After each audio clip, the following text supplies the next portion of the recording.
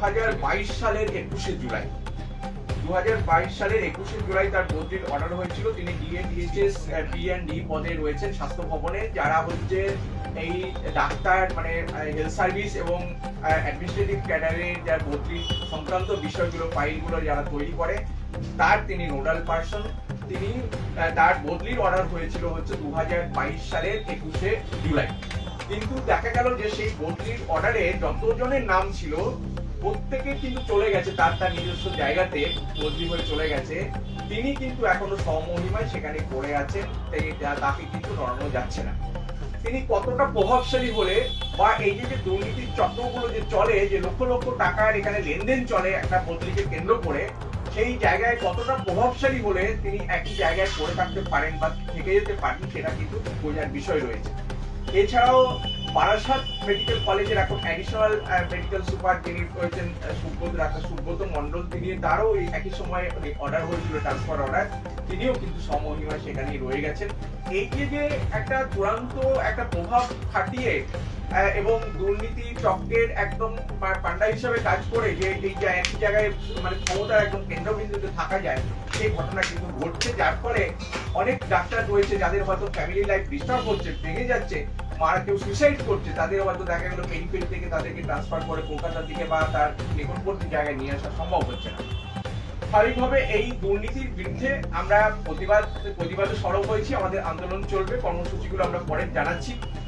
Next হচ্ছে recently আমরা দেখতে পাচ্ছি যে প্রত্যেকটা কলেজে এই যে আজকে সন্দীপ ঘোষের নাম এখানে উঠে আসছে। সন্দীপ ঘোষ আরজি কর মেডিকেল কলেজের প্রাক্তন অধ্যক্ষ ছিলেন। তার যে দুর্নীতি চক্র যে চারিদিকে তার র্যাকেট রয়েছে, সেই র্যাকেটে চালানোর জন্য তার সাকরেদরা বিভিন্ন মেডিকেল কলেজে কিন্তু আছে। যেমন বর্ধমান মেডিকেল কলেজে অভিজ্ঞের নাম শোনা যাচ্ছে, তিনি বর্তমানে পিজিতে পড়ছেন, সেখানেও তিনি একই কাজ করছেন। এবং মেদিনীপুর মেডিকেল কলেজে আমরা যার নাম এখানে আছে ডাক্তার মুস্তাফিজুর রহমান মল্লিক, তিনি ওখানকার একজন হাউস স্টাফ।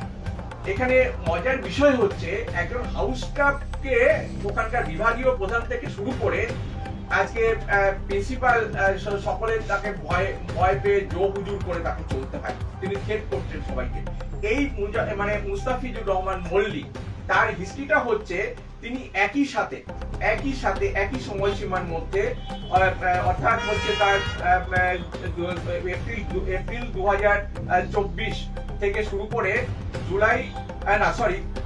জানুয়ারি 2024 থেকে শুরু করে জুলাই 2024 পর্যন্ত এই যে সময়সীমা, এই সময়ের মধ্যে তিনি একই সাথে তিনি বাঁকুড়া সম্মিলনী মেডিকেল কলেজে সিবিইটি বলে একটা ইউএসজি কোর্স হয়, সেই কোর্স তিনি করেছেন। এবং একই সাথে তিনি মানে মেদিনীপুর মেডিকেল কলেজে হাউস স্টাফশিপ করেছেন। এই দুটো কোর্স একসাথে কিন্তু কখনোই করা যায় না, এটা বেআইনি এবং শাস্তিযোগ্য অপরাধ। আমরা কতটা প্রভাব থাকলে বা প্রভাবশালী হলে এই ধরনের ঘটনা ঘটানো যায়, দুটো জায়গায় সরকারি পদে থাকা যায়, এটা এবার আপনারা বুঝে দেখুন এরা কি ধরনের প্রভাব খাটিয়ে কি ধরনের চক্র এখানে চালু করছে। স্বাভাবিকভাবে এই চক্র ভাঙতে হবে। আমরা সার্ভিস ডক্টর ফোরামের পক্ষ থেকে প্রতিবাদ জানাচ্ছি এবং উচ্চ পর্যায়ের তদন্ত, শুধু নয় বিচার বিভাগের তদন্ত এবং এই দোষীদের দৃষ্টান্তমূলক শাস্তির দাবি আমরা জানাচ্ছি। এখানে ইতিমধ্যেই আজকে সন্দীপ ঘোষের সেখানে সাসপেন্ডেড অর্ডার হয়েছে, যদিও আমরা মনে করি যে দীর্ঘদিন আগেই তার সাসপেনশন হওয়া উচিত ছিল, এমনকি টার্মিনেট করে দেওয়া উচিত ছিল সার্ভিস থেকে তাকে, সেটা করেনি। আজকে সিবিআই যখন তাকে অ্যারেস্ট করেছে তারপরে গিয়ে সেখানে সাসপেনশন হচ্ছে, যেটা স্বাস্থ্য দপ্তরের চূড়ান্ত একটা অপদার্থতা, চূড়ান্ত একটা নেগলিজেন্সি বলে আমরা মনে করি। ফলে স্বাস্থ্য দপ্তরের এই যে চূড়ান্ত উদাসীনতার বিরুদ্ধেও আমরা তীব্র ধিক্কার জানাচ্ছি। এবং সন্দীপ ঘোষ যে অপরাধ করেছে, আজকে তাকে এই যে খুন এবং ধর্ষণের মতো ঘটনা, এই ঘটনায় কিন্তু এখনো পর্যন্ত তার বিরুদ্ধে তদন্ত কতটা কি হয়েছে আমরা জানি না, কোনো চার্জশিট হয়নি বা তাকে এখনো পর্যন্ত কিছু পানিশমেন্ট হয়নি। স্বাভাবিকভাবে আমরা মনে করি যে মূল ঘটনায় তার কি পানিশমেন্ট হলো, কি সাজা হচ্ছে, সেটা আমরা দেখতে চাই। এবং এই ধরনের মানুষ তারা ডাক্তারের অযোগ্য, আমরা মনে করি ডাক্তার সমাজের কলঙ্ক। এদের আজকে যে রেজিস্ট্রেশন রয়েছে, ডাক্তারি রেজিস্ট্রেশন রয়েছে, সেটা বাতিল করার আবেদন আমরা ন্যাশনাল মেডিকেল কমিশনের কাছে আমরা দাবি জানাচ্ছি। এবং এই যে অভিজ্ঞে বা বিরূপক্ষ বিশ্বাস করে শোনা যাচ্ছে যে ডায়মন্ড হাবড়ায় তাকে নাকি ট্রান্সফার করা হয়েছে, আজকে আন্দোলনের চাপে হয়তো এই সাময়িক হয়তো কিছু ব্যবস্থা হয়তো নিচ্ছে প্রশাসন, কিন্তু আমরা মনে করি এগুলো অনেক আগেই করা উচিত ছিল। এবং এই যে যতটুকু তারা করছে ট্রান্সফার কোনো আজকের কোনো এটা একটা রুটিন ব্যাপার, এটা কোনো পানিশমেন্ট নয়। স্বাভাবিকভাবে আজকে তাদের যথাযথ যাতে পানিশমেন্ট হয়, দৃষ্টান্তমূলক শাস্তি যাতে হয়, সেই দাবি আমরা জানাচ্ছি। সাথে সাথে আমরা ন্যাশনাল মেডিকেল কমিশনের কাছে আমরা চিঠি করে আমরা জানাচ্ছি যাতে এই যাদের এই চক্রের যাদের নাম জড়িয়ে আছে এদের প্রত্যেকের রেজিস্ট্রেশন ক্যান্সেল করা হোক, সেই দাবি আমরা জানাচ্ছি। এছাড়া আমরা এরপরে আসি যে প্রমোশনের ক্ষেত্রে WBMES যারা রয়েছেন অর্থাৎ মেডিকেল এডুকেশন সার্ভিসে, তাদের প্রমোশনের ক্ষেত্রেও চূড়ান্ত দুর্নীতি চলছে। এখানে আমরা একটা উদাহরণই মাত্র দিয়েছি, সেখানে দেখা যাচ্ছে যে 2023 সালের ডিসেম্বর মাসে নোটিফিকেশন বেরিয়েছিল মানে প্রমোশনের, অথচ সেই ইন্টারভিউ হয়ে গেল, এখনো পর্যন্ত সিলেক্টেড কিছু মানুষকে তারা প্রমোশন দিয়ে দিচ্ছে, অথচ মেজর লিস্ট এখনো কিন্তু পেন্ডিং করে রেখেছে, তারা কিন্তু এখনো পর্যন্ত প্রকাশ করছে না। এইভাবে নানান রকমের দুর্নীতির চক্র এখানে চলছে। এবং এর প্রতিবাদে আমরা মনে করি যে আজকে অভয়ের যদি সুষ্ঠু বিচার করতে হয়, আজকে যদি ভবিষ্যতে অভয়কাণ্ড আজকে বন্ধ করতে আটকাতে হয়, কলেজগুলোতে কাজের পরিবেশ যদি ফিরিয়ে আনতে হয়, তাহলে অবশ্যই এইসব ব্যক্তিদেরকে দৃষ্টান্তমূলক শাস্তি যেমন দিতে হবে, তেমন এই দুর্নীতির চক্রগুলোকে কিন্তু ভাঙতে হবে। এই কারণে আমরা কতগুলো কর্মসূচি নিয়েছি।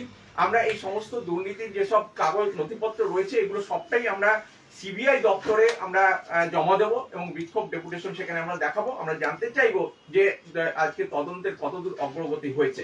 এছাড়া আমরা যে দুর্নীতির যারা পান্ডা রয়েছে, যে যাদের নামগুলো উঠে এলো কিছু মাত্র, এটা টিপ অফ দ্য আইসবার্গ, এর পেছনে আরো অনেকে রয়েছে, তাদের নামও আমরা বের করব। এদের প্রত্যেকের নামে আমরা চিঠি করব এনএমসি কে, যাতে ইমিডিয়েট, কারণ এরা ডাক্তার সমাজের কলঙ্ক, এটা ডাক্তার হওয়ার যোগ্যতা এদের নেই, যোগ্যতা হারিয়েছে, স্বাভাবিকভাবে এদের রেজিস্ট্রেশন বাতিল করা হোক, সেটা আমরা দাবি জানিয়ে আমরা চিঠি করব। এবং সন্দীপ ঘোষ এবং তার মাফিয়া চক্র যারা রয়েছে, স্বাস্থ্য দপ্তর থেকে তাদের যে সার্ভিস থেকে তাদেরকে টার্মিনেট করা হোক। এটা শুধুমাত্র সাসপেনশন বা বদলির ব্যাপার না, তাদের সার্ভিস করার কোনো অধিকার নেই, তাদেরকে টার্মিনেট করা হোক। এই জায়গাগুলো আমরা আমাদের কর্মসূচিতে আছে। এছাড়া অভয়াকাণ্ডের সুষ্ঠু বিচার চেয়ে, মানে দৃষ্টান্তমূলক শাস্তি চেয়ে আমরা সুপ্রিম কোর্টের প্রধান বিচারপতিকেও আমরা চিঠি পাঠাবো। এই কর্মসূচিগুলো আমরা এই ইস্যুতে আমরা পালন করব সার্ভিস ডক্টরস ফোরামের পক্ষ থেকে।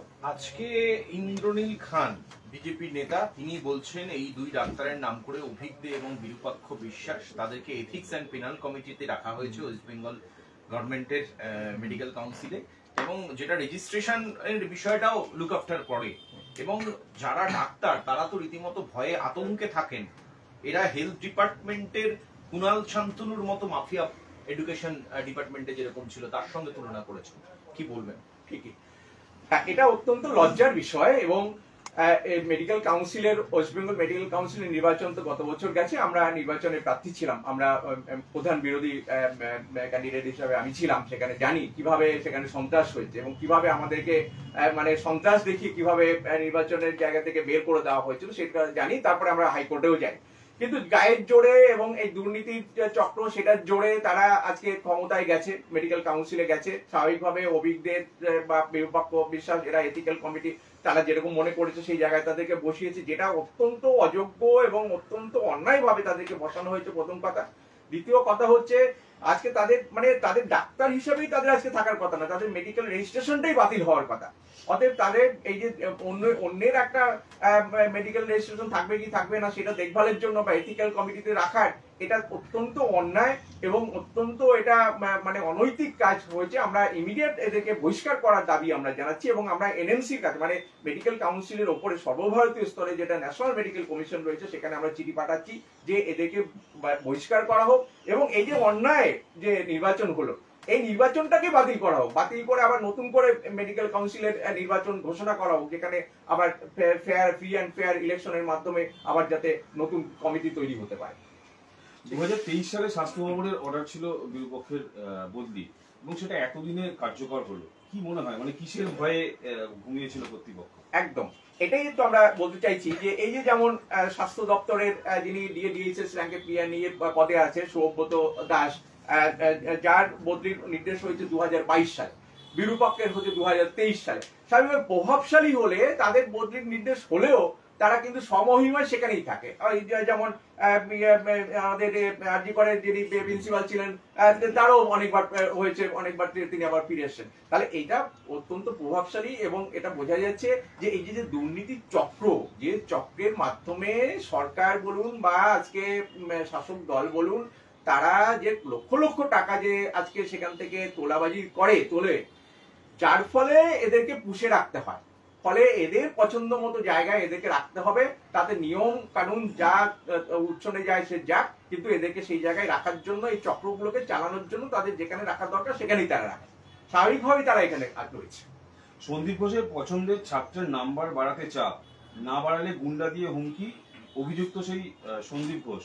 অভিযোগকারী আরজি কর কমিউনিটি মেডিসিনের বিভাগীয় প্রধান সমীর রায়। হ্যাঁ, এটা তো একটা ওপেন সিক্রেট, আমরা সবাই জানি যে, এবং এটা ওরা ওদের টেকনিকটা কিরকম। প্রথমে একজন ছাত্রকে তারা ফেল করিয়ে দিল, 2 নম্বর বা 5 নম্বর কম করে দিল, এটা রটিয়ে দিল, তোর কিন্তু 5 নম্বর কম আছে। এবার সে আবার অমুক দাদার কাছে যাও, অমুক দাদাকে গিয়ে ধরলো, বললো যে 2 লাখ টাকা দে, 3 লাখ 5 লাখ দে। তারপর দেখা গেলো তার নম্বর তো বেড়েই গেল, উল্টে হয়তো দেখা গেলো বেশি টাকা দিলে তখন দেখা গেলো ওই ফেল জায়গা থেকে অনার্স মার্কস হয়ে গেল। তাই এই জিনিসগুলো আজকে যেসব বিভিন্ন ডিপার্টমেন্টের প্রফেসরদের উপরে আজকে জোর খাটিয়ে গায়ের জোরে এগুলোকে করানো হয়েছে, স্বাভাবিকভাবে সবাই সবসময় মেনে নিতে পেরেছেন তা নয়। কিছু প্রফেসর নিশ্চয়ই তার প্রতিবাদ করেছেন, যেমন কমিউনিটি মেডিসিনের কথা বললেন। এখানে আমাদের সাথে প্রফেসর দুর্গাপ্রসাদ চক্রবর্তীও আছেন, উনি নর্থ বেঙ্গল মেডিকেল কলেজের নিউরোলজি বিভাগে রয়েছেন। ওনাদের উপরেও এরকম চাপ আসে, আমরা হয়তো আমাদের মেরুদণ্ডটা সোজা আছে বলে আমরা সেটা চাপের মুখে নথি স্বীকার করি না, আমরা সেগুলো অনৈতিক কাজ করি না, কিন্তু অনেকে ভয়ে সেটা হয়তো পারে না। স্বাভাবিকভাবে ওদের এই যে চক্রের কাছে হয়তো মাথা নত করে তারা হয়তো পাস ফেল করানো বা অনার্স পাওয়ানো এগুলো সব হয়ে যায়। এবং টাকাটা, এই যে চক্র, এই টাকাটাই কিন্তু, এই চক্রই কিন্তু কালেক্ট করে, এবং এই লক্ষ লক্ষ টাকার বিজনেস কিন্তু চলতো। এবং সেইটার আজকে হয়তো একটা এক্সপ্লোশন হচ্ছে, আজকে হয়তো অভয়কাণ্ড হয়েছে আরজি করে, যার ফলে সেটার একটা এক্সপ্লোশন হয়েছে, সবাই আজকে তার প্রতিবাদ করছে। ঠিক আছে, তাই তো? কাগজগুলো একটু ধরুন না। হ্যাঁ, অর্ডার কপিটা বেসিক্যালি ধরুন। order copy হ্যাঁ, জেনারেল সেক্রেটারি। আপনি একটু অর্ডার কপি। আপনার এই অভিযোগটা নিয়ে কি সিবিআই যাবেন তো? হ্যাঁ, আমরা সিবিআই এর কাছে যাব, ন্যাশনাল মেডিকেল, হ্যাঁ, এবং ন্যাশনাল মেডিকেল কমিশনেও আমরা যাব, যে এই যে যাদের নামে এত ইয়ে হচ্ছে তাদের একদম রেজিস্ট্রেশন, তাদের রেজিস্ট্রেশন বাতিল করো, কারণ এরা ডাক্তার সমাজের কলঙ্ক। আজকে আমাদের ডাক্তার হিসাবে মুখ দেখাতে সমাজে আমাদের লজ্জা করছে, অতএব এদেরকে বাদ না দিলে আমাদের মুখ দেখানোর জায়গা নেই, এদেরকে বাদ দিতে হবে।